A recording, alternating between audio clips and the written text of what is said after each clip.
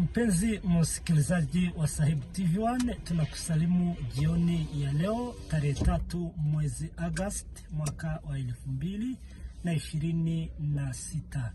Huu ni muktasari wa habari tumekuandalia. Tuanze na habari za kimataifa. Uganda yazindua sanamu ya kaka yake waziri mkuu wa Israel aliyefariki katika operesheni ya uokoaji wa Entebbe. Uganda imezindua sanamu ya Jonathan Netanyahu, kaka mkubwa wa waziri mkuu wa Israel ambaye aliuliwa wakati wa operesheni ya kuwaokoa mateka huko Entebbe miaka 50 iliyopita. Mkuu wa jeshi la Uganda Jenerali Muhoozi Kainerugaba alisema kuwa mnara huo unaenzi wa ushujaa wake wa moyo wake wa kujitolea. Netanyahu alikuwa askari pekee wa Israeli aliyeuawa katika operesheni hiyo ambayo ilifanikiwa kuwaokoa zaidi ya mateka 100 baada ya Wapalestina wawili na Wajerumani wawili kuteka ndege ya shirika la Air France iliyokuwa imetoka Tel Aviv na kuielekeza kwenye uwanja wa ndege wa kimataifa wa Uganda.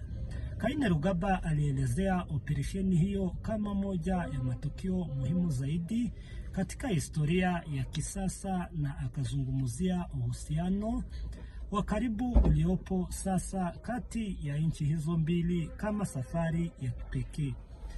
Sanamu hiyo ya Netanyahu inayomuonesha akipiga hatua mbele huku akiwa ameshika bunduki aina ya machine gun imesimikwa nje ya jengo la zamani la uwanja wa ndege ambapo tukio hilo la uokoaji lilifanyika. Wakati wa operesheni hiyo, mateka watatu Jean-Jacques Mimoun, Pasco Cohen na Ida Borochovich pia walipoteza maisha, huku Dora Bloch akiuawa baadaye akiwa anapatiwa matibabu katika hospitali moja ya jijini Kampala. Kumbukumbu zao ziendelee kuhamasisha vizazi vijavyo katika harakati za kutafuta amani, haki na utu wa binadamu, alisema mkuu wa jeshi la Uganda Jenerali Muhoozi Kainerugaba. Watekaji nyara hao na washirika wao watatu waliojiunga nao nchini Uganda pia waliwaua pamoja na angalau askari 45 wa Uganda katika mapigano dhidi ya vikosi vya Israeli. Tuendelee na taarifa zetu, mpenzi msikilizaji wa Sahib TV1. Taarifa zetu moja kwa moja zitupeleke nchini Nigeria ambapo watu 12 wameuliwa na watu wanajihami bunduki.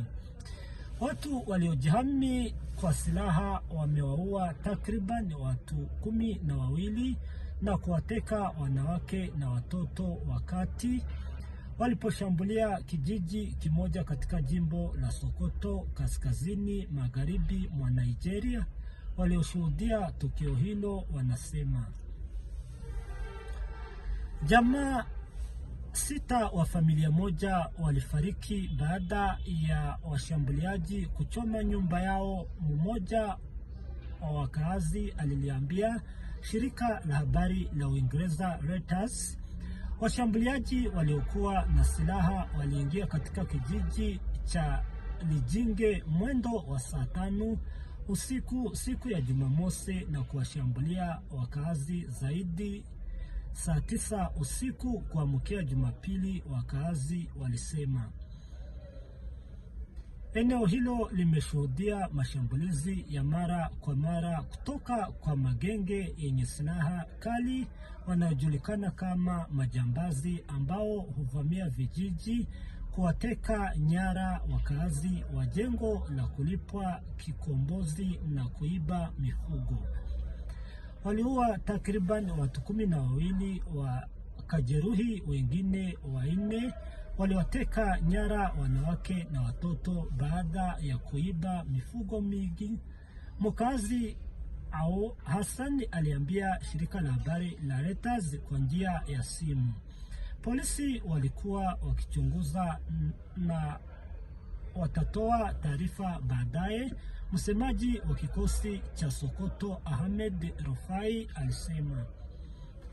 Shambulio hilo linakuja wiki moja baada ya majambazi kuwaua wakulima wasiopungua 24 katika jimbo la jirani la Zamfara. Ni hayo tu mpenzi msikilizaji wa Sahib TV1 tulikuwa tumekuandalia jioni ya leo, tukikumbusha ya kwamba kama wewe ni mara yako ya kwanza kufika kwenye channel yetu ya YouTube, tunakuomba kufanya subscribe, share, pia comment ili uweze kupokea matangazo yetu. Tunakutakia laheri, tunasema jioni njema.